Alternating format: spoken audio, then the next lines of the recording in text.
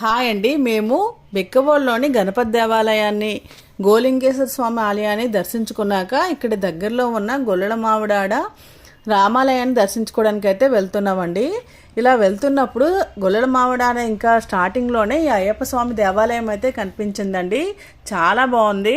అసలు మాకు ఈ ఆలయం గురించి అయితే ఏం తెలియదు. మామూలుగా మేము శ్రీరామ ఆలయాన్ని దర్శించుకోవడానికి వెళ్తుంటే ఈ ఆలయం అయితే కనిపించింది.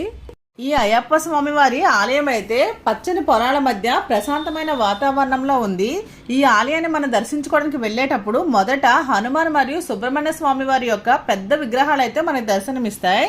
ఈ ఆలయం శబరిమల అయ్యప్ప స్వామి ఆలయానికి ప్రతిరూపం.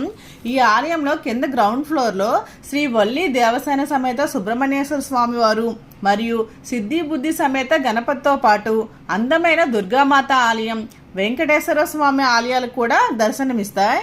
పై అంతస్తులో అయ్యప్ప స్వామి వారి ఆలయం అయితే ఉంటుంది.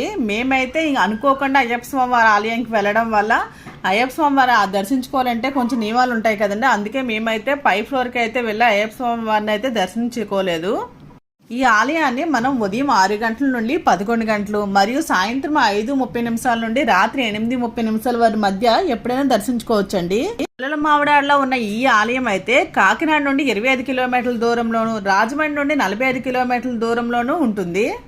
ఈ గొల్లల మావిడాడ గ్రామంలోన ప్రసిద్ధి కోదండ రామస్వామి దేవాలయం మరియు సూర్య దేవాలయం కూడా ఉన్నాయండి. మీలో ఎవరైనా గొల్లల మావిడాడ కోదండ రామస్వామి ఆలయాన్ని దర్శించుకోవడానికి వచ్చినట్లయితే తప్పనిసరిగా ఈ అయ్యప్ప స్వామి వారి ఆలయాన్ని కూడా దర్శించుకోండి. మీకు కనుక నా వీడియో నచ్చుంటే లైక్ చేయండి, కామెంట్ చేయండి, సబ్స్క్రైబ్ చేయడం మర్చిపోకండి.